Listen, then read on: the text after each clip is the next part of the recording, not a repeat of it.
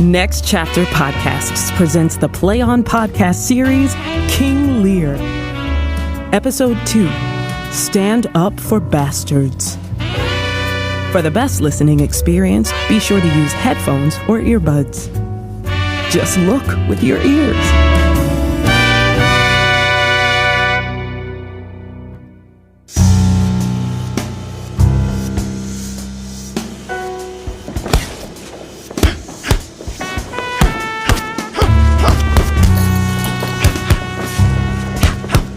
Wait till you meet my eldest, born under lawful bond. His mother and I did roll around in the hay, which made making him good sport. The woman conceived him from her womb long before she bedded a husband. Come greet my bastard.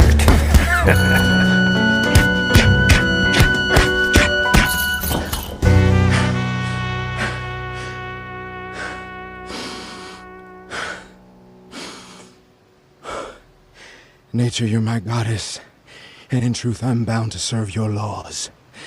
Therefore, why should I trouble myself with man-made commandments, directives which deprive me of my share, simply because I was born 12 or 14 months after my brother? Why must I be the bastard, called base? Being of sound body and mind as any man, why must the world brand my back with low blows like base, illegitimate, knave, base, base?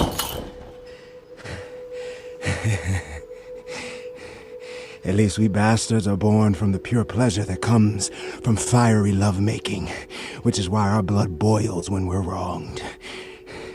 Unlike these panty-waist wimps, conceived in stale marriage beds by snoring morons mired in matrimony. Well then, legitimate Edgar, perhaps I'll take your land. Why not?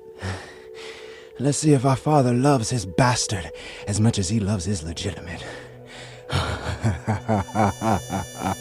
And what a word. Legitimate. Well, my legitimate brother, if this letter does the trick, and I succeed, Edmund the bastard will topple the legitimate. I'll grow. I'll prosper. Now, gods, stand up for the bastards of the world! Roar!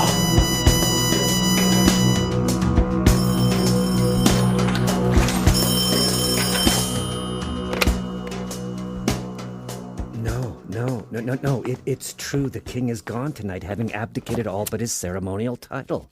How could all of this occur in the spur of a moment? Yeah. Yeah. Listen, I shall call you again. It seems my son seeks attention. All right. Thank you. Okay, good night. Edmund? Well, what have you found? What news? No news, my lord. Why have you pocketed that letter so quickly? Come, give it here. Oh, my word, it's just a letter. Yet you were reading it with purpose. No, nothing, my lord. Then why put it away with such speed? If you were indeed putting away nothing, I should see nothing writ across your face. Come. Come on, let us see it. If it be nothing, I shouldn't need spectacles to read it. I beseech you, sir, pardon me, for it is a letter from my brother that I haven't yet finished, and for so much as I have perused it, I find it not fit for your eyes. Give me the letter, Edmund. I fear it will offend you whether I give it or keep it, although truly nothing can be more offensive than what's written. Let's see. Let's see it now. The craftiness of old men and society's custom of treating them with reverence makes life bitter for those of us in the prime of our lives, and keeps us from our inheritance until we're too old to enjoy it. I've begun to see a kind of useless, foolish slavery in the oppressive power of the elderly. Come visit me, Edmund, so I can speak more about this, for if our father should happen to go to his eternal rest, then you would enjoy half of his wealth forever and live as my beloved brother, yours, Edgar? This has the hum of conspiracy. If our father should happen to go to his eternal rest, then you would enjoy half his wealth. Edgar? Edgar? Could his hand have writ this? How could his heart and brain breed it? When did you receive this letter? Who brought it? It was not brought to me, my lord. That's what's so cunning about it. I found it. It was tossed through my window. And you know the character to be your brother's? If the content of the letter was akin to kindness, I would swear that it was his.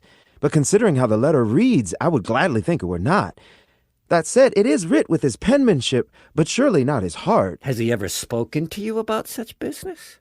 Never, my lord, never. What? Well, I must confess that often I have heard him declare that when sons reach adulthood and their fathers grow old, the father should place himself into the son's hands, and the son should get his hands on his father's money. But... Villainous! Villain! This same notion is found writ here. To the letter. Abhorred villain? A natural, detestable, brutish villain? No worse than brutish, vile. Go, sir, seek him out. Then I'll arrest him, the abominable wretch. Where could he be? I know not, my lord, but if you can, may I advise that you suspend your indignation against my brother till you can derive a better testimony concerning his intent. I am willing to wager my life for him, for I am certain that he only wrote this letter to test my love for you, and he didn't intend for any danger to befall you. Surely... How can you be so sure? If it would be acceptable to your sense of honor, I will hide you where you can hear us confer about the letter, and then your very ears will be able to attest to his intentions. Right? He cannot be such a monster, can he? He is not. I'm sure of it. For the sake of heaven and earth, Edmund, seek him out, insinuate yourself on my behalf, frame the business however you see fit. I would give up my rank and wealth to be properly convinced either of his guilt or innocence. I will find him, sir, and convey the business in the best ways and means possible. Then I shall tell you all. My, what a night sky. I suppose these late eclipses in the sun and moon do portend bad omens. When the moon lays her head in the lap of the sun, love cools, friendships fall apart, brothers become foes, and riots run amok. In cities, civil wars are waged, treason topples palaces, and the blood between sons and fathers stirs into a poison. This villain of mine comes under such a prediction, son against father. Likewise, the king has gone against his former nature, father against child. We have seen our better days. Schemes, hollowness, treachery, and ruinous disorders shall, like curses, push us into early graves. Find out the truth about this villain, Edmund, and by all means do it carefully. Father. And the noble and true-hearted Kent banished for being honest. It's all strange. So very strange. This is the excellent foppery of the world, that when we are sick in fortune, often because of our own excesses, we lay blame. Citing the sun, moon, and stars as the cause. As if these planetary sparkles forced us to be villains. As if we were made fools by heaven's decree or turned into thieves and traitors because of the mere phases of the moon. As if all our evil was thrust upon us by the hand of a divining God. Such a human technique for casting off one's guilt. A silly trick by which a whoremaster can blame his great lechery on the twinkling of a star.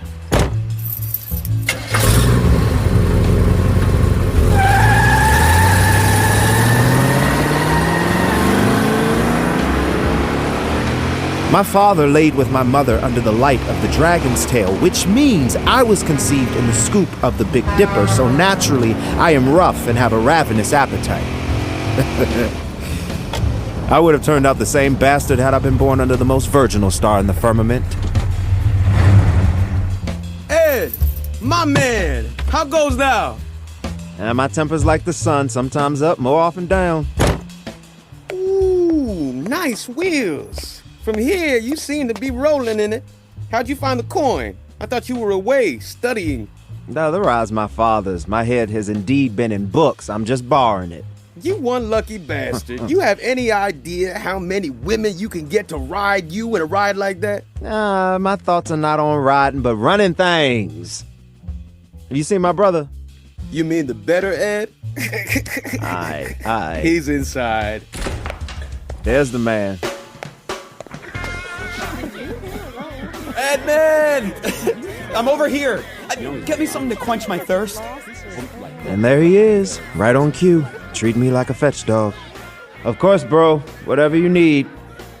You're like an old fool in an old comedy. My role is to play melancholic. No, these eclipses do pretend, these divisions, etc. Fa, do, la, ti, do. Scotch on the rocks, please. I thank thee. Hey, how are you doing? Scotch. Oh, Scotch.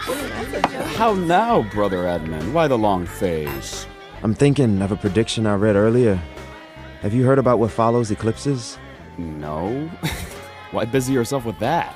Now, I promise you, the predictions printed in this paper only succeeded in getting worse. Omens like divisions between children and parents, death, famine, the breaking of old friendships, political infighting, treason, threats against kings and noble countrymen, baseless suspicions, banishment of friends, the desertion of troops, adultery, and I don't know what else. You sound high. Well, I didn't know you were a follower of astrology. No. You need to take your ass home. When was the last time you saw our father? Just last night. Why? And you spoke with him? Yes, we had 2 hours together. Did you part on good terms? Did you find any displeasure in him by word or expression? None at all. Why? Let me advise you that you avoid his presence until he's had some time to cool off. For currently he is so heated that even if he were to beat you like a rug, he still would not be able to sweat off all his boiling rage. Some villain must have told a malicious lie about me. That's just what I feared. But still, I pray you stay away until his anger subsides. And in the meantime, retire with me to my lodgings. And at the right moment, I'll bring you to hear our father speak. Come, you should go now, just in case he comes here. Here's my key. Take the car. That key will open the front door of my house. Oh, and before you go outside, do arm yourself. Did you say arm myself? Yes, brother, I am giving you the best advice. Now please, go. I shall hear from you soon. Brother, my business is to work things out for you. A gullible father and a noble brother whose nature is so far from vice that he wouldn't know evil if it grew horns, a tail, and was reared in hell. My plot will dig their graves. This is way too easy. But such is the game when men can't see they're being played. Since I can't have my father's land by birthright, I'll cut my peace by being conniving and using my mother's wit. All will be mine through cunning. This is a sport for which I am quite fit. Hey, baby. How long have you been back in town? Thank you, baby. You know it's in the stars, baby. I look good all the time. You been missing me? It's not the same when you're here. I know, but I'm here now.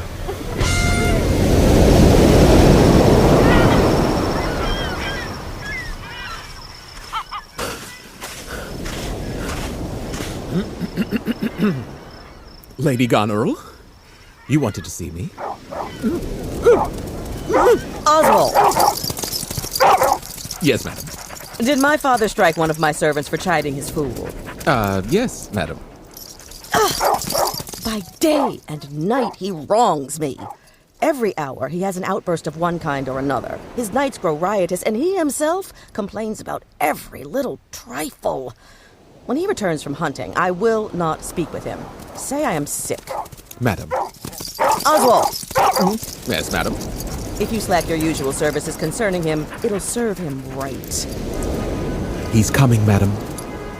I hear him. He's been away catching fish.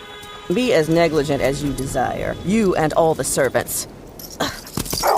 If he has a distaste for the way I run my house, he can scamper to our sister, whose mind is akin to mine. Foolish old man! He still thinks he can wield the power he has given away. I swear, on my life, aged fools become babies all over again. Very well, madam. Oswald! Yes, madam. Advise all the servants that I intend to breed opportunities to offend my father. Then straight away, I'll write to my sister, telling her exactly how to fall in line. Shoot! Bird! And you, Oswald. Yes, madam. Go prepare supper. Madam. Ain't nobody caught no fish over here tonight. Hold it, fish! I was Kent, but do not appear as Kent anymore. Now banished Kent. If I can serve where now I stand condemned, I'll carry out my ends to serve my master. I was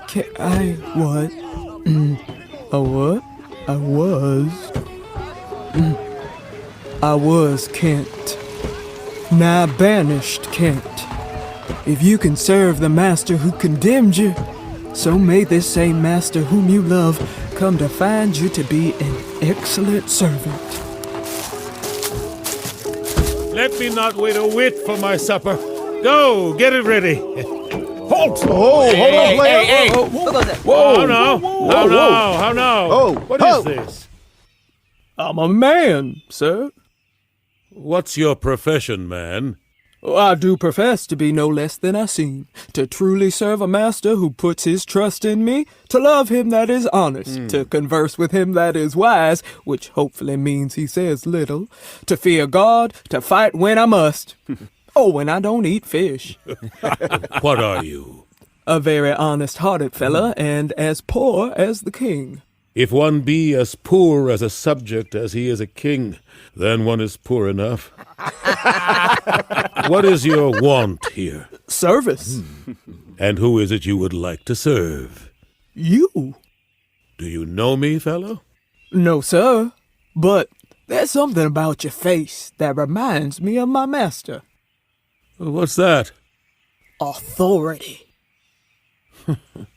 What services can you render?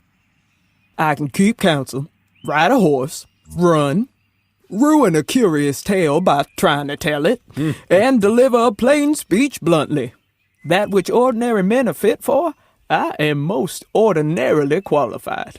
And best of all, I am diligent. Good man. How old are you? Not so young, sir, that I would fall in love with a woman simply because her beauty sings to me. Yet, not so old that I would dote on a woman who's ugly enough to want me. Ergo, I'm 48. Follow me, then. You shall serve me. And if I don't like you less after dinner, I'll consider keeping you around.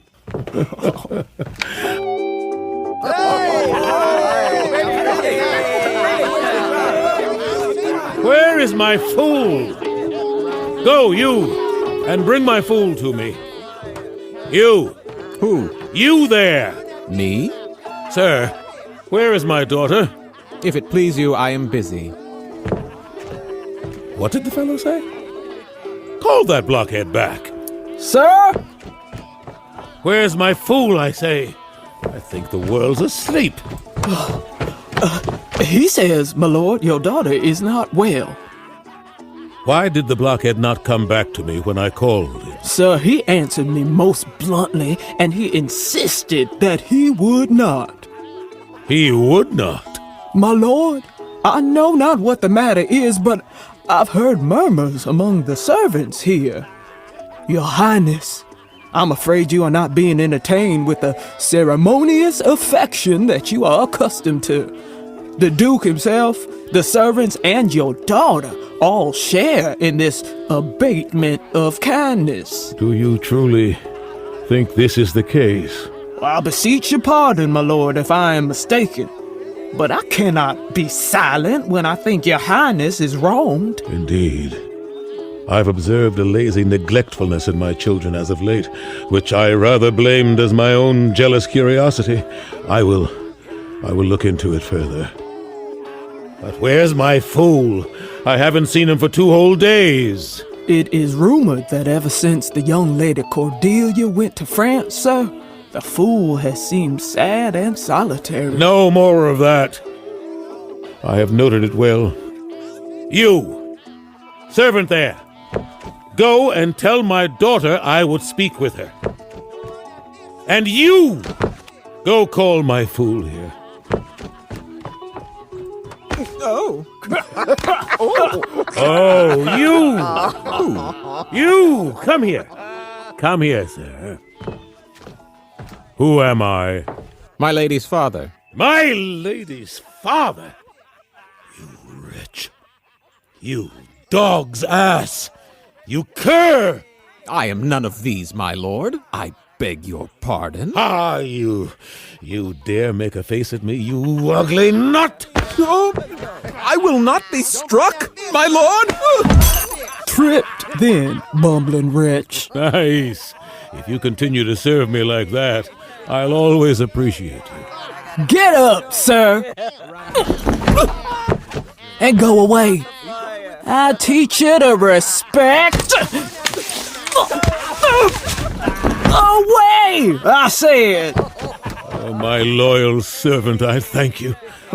In earnest for thy service. Oh. Wow, let me hire him too. What service can you provide for this fool's hat? It's real polyester. How now, my pretty fool? How are you?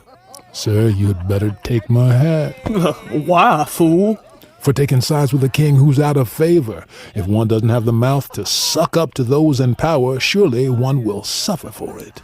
Again, take my fool's hat, sir. Be the better fool. No. The king here has been banished by 2 of his daughters, and did so with the 3rd, a blessing he did not intend. If a man will follow him, he'll surely need something to protect his head. How now, uncle? Oh, to have 2 crowns and 2 daughters. Why, my boy? Because he that gives away all before he dies is a fool. If it were me, I'd still have 2 crowns to prove how kingly I am. Again, here, take my hat. Since it's fit for a fool, it'll fit you. You can get a feather for it from one of your foolish daughters. Take heed, boy, or you'll get the whip. What, like a dog beaten into his kennel? I must be whipped inside my cage while the bitch of the house warms herself by the fire, stinking of the lies that flare from her mouth. You are a pestilent irritant, you know that. Sir, let me teach you a little rhyme. Do. Mark this, uncle. Have more than you show, speak less than you know, lend less than you owe, take the bus if you must go. If seeing is believing, demand a show. Don't bet your fortune on the dice that you throw. Leave all drink and whores, and keep safe indoors, and you shall have more than you ever did before. That means nothing, fool. Then consider my speech as you would an unpaid lawyer. You gave me nothing for it, so you get what you pay for. Can one make use of nothing, dear uncle? Why, no, boy. Nothing will come from nothing. Mm-hmm. Sir, please remind the king that he has no land, which means he has nothing. I doubt if he would believe a fool. A bitter fool. And do you know the difference between a bitter fool and a sweet one? Perhaps I don't, boy. Teach me. Bring me the lord who advised you to give away your land, and place him here by me. In his place you stand. The sweet and bitter fool will very soon appear. In jester's clothing here, the bitter fool out there.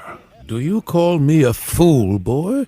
Don't look at me. The other titles that you were born with, you gave away. So one might as well dub thee the Fool. I mean, I want you to have something. This fool is full of himself, my lord. Not so. Lords and noblemen won't let me be full of anything. For even if I had a monopoly on foolishness, they'd insist that I divide it and give them their fair share. And the ladies of the house as well. They won't let me be a complete fool either. They're always snatching my roll and rolling with it. Now, if anyone thinks I'm speaking like a fool when I say this, let him be whipped.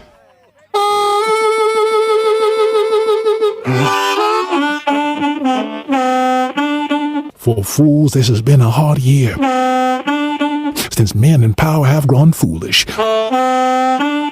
When dunce caps become crowns, what'll I wear? In candor, all men are brutish. The future is what I fear.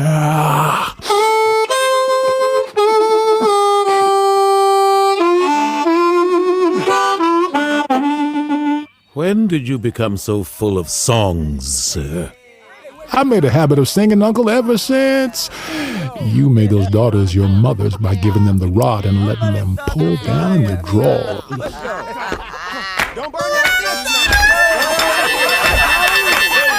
Then they for such joy did weep, while I for sorrow sung. That such a king could play Bo Peep among sheep, he bleeps. As for real men, here there are none. Please, Uncle, hire a school teacher that can teach me to lie. If you lie, boy, then I'll surely have you whipped. I marvel at how unkind you are to your daughters. They'll have me whipped for speaking true, you'll have me whipped for lying, and sometimes I'm whipped for holding my peace. I'd rather be anything than a fool. And yet I wouldn't want to be you, Uncle. You've parted ways with both banks of your brain, leaving no sense in the middle. Father! Here comes the left brain now. Won't you smile, baby? Look at that. Walk it, baby, walk it. Walk it. How now, daughter? You've been wearing that face too long. It's starting to make you appear long in the tooth. You were a fine fellow back when you weren't counting her faces, but now you're a zero, which if I do the math makes me better than you. At least I'm a fool. You are nothing. Not only does your all-licensed fool insult me, but others in your entourage do hourly fight, complain, and break out in violent, intolerable riots. Excuse you, girl. Sir, I had thought by now that you would have found a solution, but I wonder if you encourage this kind of behavior by allowing it to continue.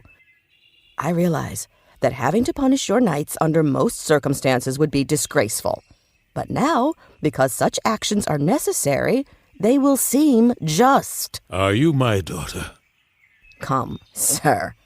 I wish you would make use of your wisdom since you're old enough to be wise. These moods of late remove you from who you truly are. Even a fool knows the cart comes before the horse. Whoa, lass, slow down. I still want to ride you. I'm next. Does anyone here know me? Am I not Lear?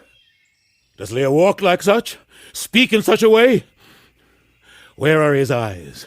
Is he asleep or is he waking? Who is it that can tell me who I am? You're Lear's shadow. Wisdom should come naturally at your age. You're keeping 100 knights and squires here, men so disorderly, vulgar, and bold that our court has become infected with their pestilence. Their gluttony and lust makes this place feel more like a tavern or a brothel than an honored palace. It requires immediate remedy. Therefore, it's my desire, since you didn't do it when I asked politely, that you reduce the number of knights in your entourage. Keep the ones who are older, who know their proper place, as well as yours. No, I ain't doing that. You ain't gonna take my job. You ain't gonna take it. I'm not leaving. Detestable vulture. My knights are men with excellent qualities and accomplishments. they do their duty with perfection and live up to their honorable reputation. Hush! Father, I have spoken. In my house, I always have the last word. Good day. Oh, how small does Cordelia's great sin now seem to me. It tortures me to think what I've done. Oh, I could bleed tears. Lear, oh, Lear, Lear. I will beat at this gate that let precious wisdom out and folly enter in. Oh, God, help Lear.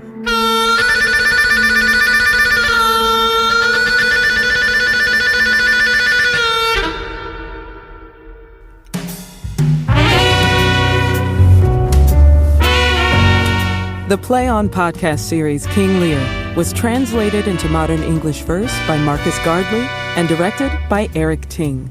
The cast is as follows: Keith David as King Lear, Bernard White as the Earl of Gloucester, Aldo Billingsley as the Fool, Christiana Clark as the Earl of Kent, Gina Daniels as Goneril, Francesca Fernandez McKenzie as Cordelia, Lance Gardner as Oswald and the King of France, Daniel Jose Molina as Edgar and the Duke of Burgundy, J.D. Mollison as the Duke of Albany and the Doctor, Tremel Tillman as Edmund, Amy Kimwashki as Regan, Rex Young as the Duke of Cornwall.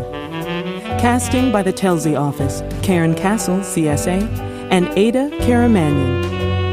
Voice and text coach, Rebecca Clark Carey. Episode scripts were adapted and produced by Marcus Gardley and Catherine Eaton.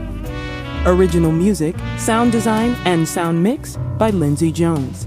Sound engineering by Sadaharu Yagi. Additional engineering by Daniel Ben Shimon. Mix engineer and dialogue editor Larry Walsh. Podcast mastering by Greg Cortez at New Monkey Studio. Line producer Jordan Moore. Managing producer Robert Capadona. Senior producer Miriam Lauba. Executive producer Michael Goodfriend. The Senior Manager of Business Operations and Partnerships at Next Chapter Podcast is Sally Cade Holmes. The Play On podcast series King Lear is produced by Next Chapter Podcasts and is made possible by the generous support of the Hits Foundation. Visit ncpodcasts.com for more about the Play On podcast series. Visit playonshakespeare.org for more about Play On Shakespeare. Hear more about the Play On Shakespeare podcast series by listening to bonus content at ncpodcasts.com, where you'll find interviews with the artists, producers, and engineers who brought it all to life. And remember, anyone can see how this world works. Just look with your ears.